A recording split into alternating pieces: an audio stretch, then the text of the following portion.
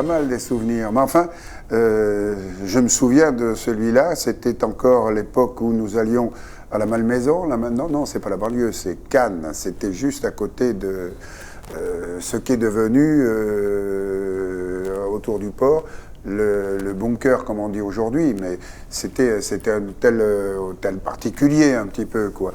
Alors il n'y avait pas 20 marches, il y en avait même pas la moitié d'ailleurs, c'était vite réglé, c'était pas très large. C'est pour ça que, premier souvenir, c'était de se faire une place, il fallait jouer des coudes, il y avait un côté rugby là, hein. Bon, moi je suis originaire de Toulouse, donc j'étais pas tellement dépaysé, mais c'était un peu ça, et d'autant que je dirais pas que c'était l'arbitre, mais enfin, il y avait Brigitte Bardot, et qui faisait un tabac, je dois dire, à tout point de vue, et qui était là avec son mari, Gunther Sachs. Ah ben, les petits nouveaux, ils connaissent pas. Hein.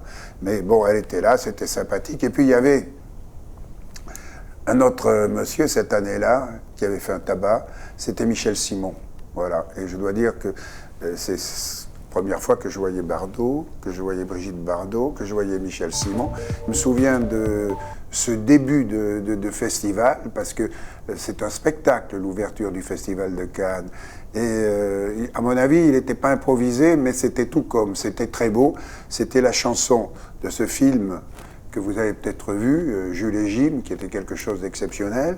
Et Jeanne Moreau, qui était au premier rang, s'est levée et a accueilli la petite Vanessa Paradis, qui était toute jeune, qui est arrivée là, comme ça, et qui a commencé à chantonner. Jeanne Moreau s'est levée, est allée chanter avec elle le tourbillon de la vie, vous voyez, sans tricher. C'était d'une beauté tout à fait étonnante. Moi, c'était tout à fait improvisé. On décide de descendre à Cannes avec Michel Galabru, parce qu'on disait comme ça, il fera l'émission. Je dis oui, c'est très bien, très bonne idée, Michel Galabru.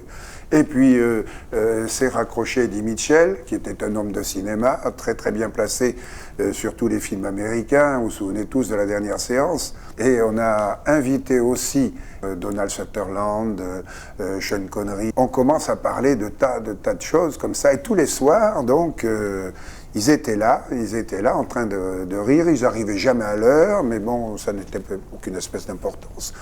Qu'attendons-nous, on ne savait jamais, on improvisait totalement. Et un soir, la porte s'ouvre comme ça. Et qui on voit arriver Sean Connery. Et Mitchell dit « Tiens, voilà 007 ». Et je ne sais plus qui souffle derrière. Et Madame Connery, hop, évidemment, vous avez compris, tout le monde s'est mis à rigoler sans se priver. Et alors tous les soirs, en plus, bon, avec les comiques de service, car ils s'amusaient beaucoup, on partait pour Mougins, le moulin de Mougins. Et là, c'était tout à fait étonnant parce que Sutherland goûtait les vins. Et chaque fois qu'il allait là, qu'il arrivait, il était toujours en smoking blanc, impeccable, mais on ne savait pas où était le vin. On ne l'a jamais vu dans un verre, on ne l'a jamais vu dans sa bouche. Dans tous les cas, tous ceux qui étaient à table, ils continuaient à parler et à goûter sans ça décomposer, et le vin coulait.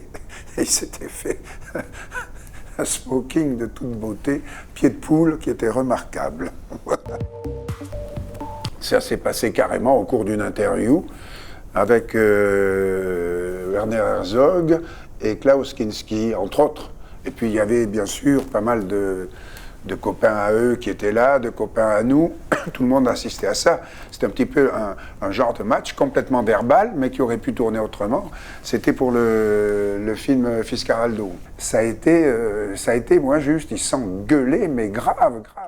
Que par là, Cannes, pour les jeunes premiers, pour ceux qui envisagent ce métier-là, en passant par Cannes, qui est quand même l'endroit idéal pour se faire remarquer. Enfin, il faut un peu de patience, quoi, de façon à ce que la vie d'un jeune premier peut être changée comme ça, en montant une vingtaine de marches.